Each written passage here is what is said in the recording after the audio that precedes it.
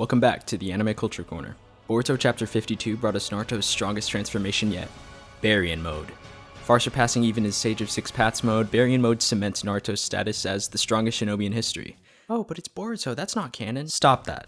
If I see Kishimoto as creative director, then Naruto has a new form. And don't get me wrong, I'm not defending the Boruto anime at all here. That flaming hot piece of but the Boruto manga, it's pretty good.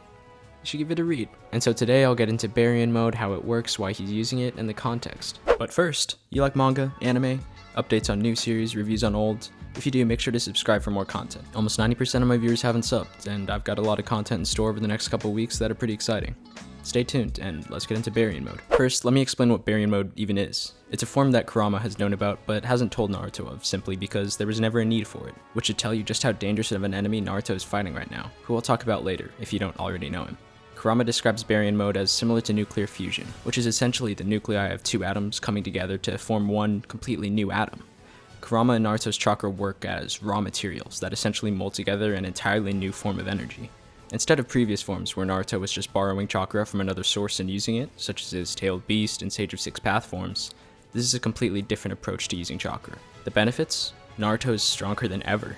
He's moving at speeds that Sasuke can barely track with his Sharingan, and is actually beating an enemy in a fistfight who was previously able to single-handedly defeat Naruto and Sasuke only a few chapters before. The downsides, however, are just as significant. Naruto and Kurama's chakra are used as sources for this new power, meaning it rapidly consumes both, until the point that either Kurama or Naruto die from exhaustion of their chakra. Because of this, Naruto has to keep his movements, even his thoughts, to an absolute minimum. Any extraneous action uses up more of his life force. The rate at which it depletes chakra is also immense, so much so that the combined chakra of the Nine Tails and Naruto Uzumaki was running out within minutes. With his chakra reserves, Naruto is likely the only character to exist who's able to use this form, despite the fact that he can only maintain it for an extremely short period of time. This, however, is also the form's greatest strength. Naruto is currently fighting Ishiki Otsutsuki, who came with Kaguya to Earth back in the day as her partner, and is supposedly the stronger of the two. He has a dojutsu allowing him to shrink any inanimate object and revert it back to its normal size at will, being able to pocket any object he shrinks in his own dimension. Along with space-time ninjutsu and the typical Otsutsuki ability to absorb chakra, he has incredible speed, strength, and fighting prowess, which I mentioned earlier as rivaling and actually beating that of Naruto and Sasuke combined. But the power of Baryon Mode stems from its requirement to consume chakra. By making contact with Ishiki, Baryon Mode is able to consume his as well. Because all chakra is connected as a universal life force, Baryon Mode's chakra source isn't just limited to Kurama and Naruto's. Because of this, the fight is turned into a match of who can last longer.